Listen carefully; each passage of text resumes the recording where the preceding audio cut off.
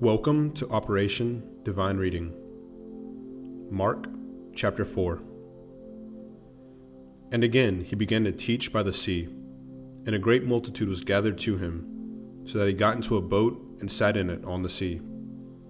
And the whole multitude was on the land facing the sea. Then he taught them many things by parables, and said to them in his teaching, Listen, behold, a sower went out to sow, and it happened, as he sowed, that some seed fell by the wayside, and the birds of the air came and devoured it. Some fell on stony ground, where it did not have much earth, and immediately it sprang up because it had no depth of earth. But when the sun was up, it was scorched, and because it had no root, it withered away. And some seed fell among thorns, and the thorns grew up and choked it, and it yielded no crop. But other seed fell on good ground, and yielded a crop that sprang up, increased, and produced, some 30-fold, some 60, and some 100.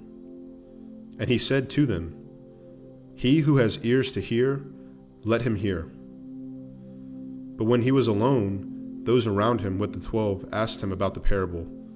And he said to them, To you it has been given to know the mystery of the kingdom of God, but to those who are outside, all things come in parables, so that, seeing they may see and not perceive, and hearing they may hear and not understand, lest they should turn, and their sins be forgiven them.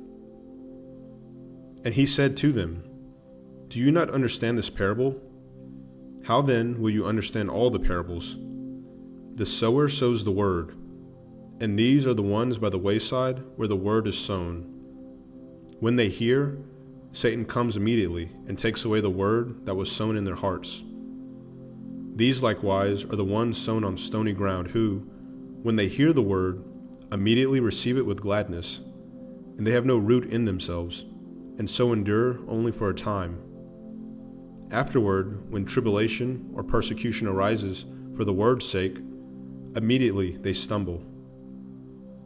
Now these are the ones sown among thorns. They are the ones who hear the word, and the cares of the world, the deceitfulness of riches, and the desires for other things entering in choke the word, and it becomes unfruitful. But these are the ones sown on good ground, those who hear the word, accept it, and bear fruit, some 30-fold, some 60, and some 100. Also he said to them, Is a lamp brought to be put under a basket or under a bed? Is it not to be set on a lampstand? For there is nothing hidden which will not be revealed, nor has anything been kept secret, but that it should come to light. If anyone has ears to hear, let him hear. Then he said to them, Take heed what you hear. With the same measure you use, it will be measured to you, and to you who hear, more will be given. For whoever has, to him more will be given. But whoever does not have, even what he has will be taken away from him. And he said, The kingdom of God is as if a man should scatter seed on the ground, and should sleep by night and rise by day, and the seed should sprout and grow. He himself does not know how, for the earth yields crops by itself. First the blade, then the head, after that the full grain in the head. But when the grain ripens, immediately he puts in the sickle, because the harvest has come. Then he said, To what shall we liken the kingdom of God? Or with what parable shall we picture it?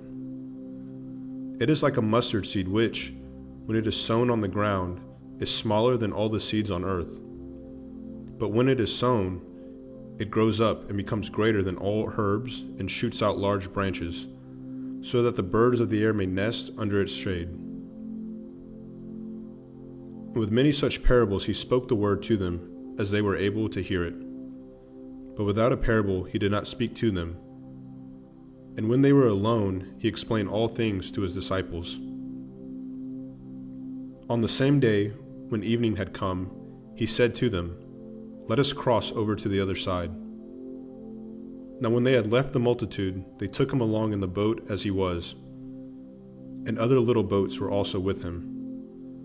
And a great windstorm arose, and the waves beat into the boat, so that it was already filling. But he was in the stern, asleep on a pillow. And they awoke him and said to him, "Teacher, do you not care that we are perishing?" Then he arose and rebuked the wind, and said to the sea, "Peace, be still." And the wind ceased, and there was a great calm. But he said to them, "Why are you so fearful? How is it that you have no faith?" And they feared exceedingly, and said to one another, "Who can this be, that even the wind and the sea obey him?"